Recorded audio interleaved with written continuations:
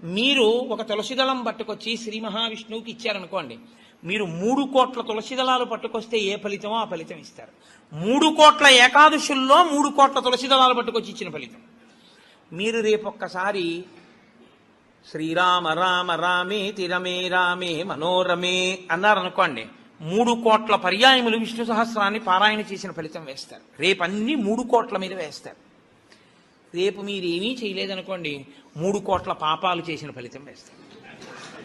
మరి అంతే కదండి.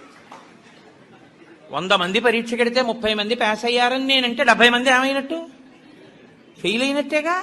మరి ఏమీ చెయ్యని వాడు ఏమైనట్టు? పాపాన్ని పొందినట్టు కదా 3 కోట్ల పాపాలని. కాబట్టి ఉత్తర ద్వార దర్శనము చెయ్యాలి, ఉపవాసం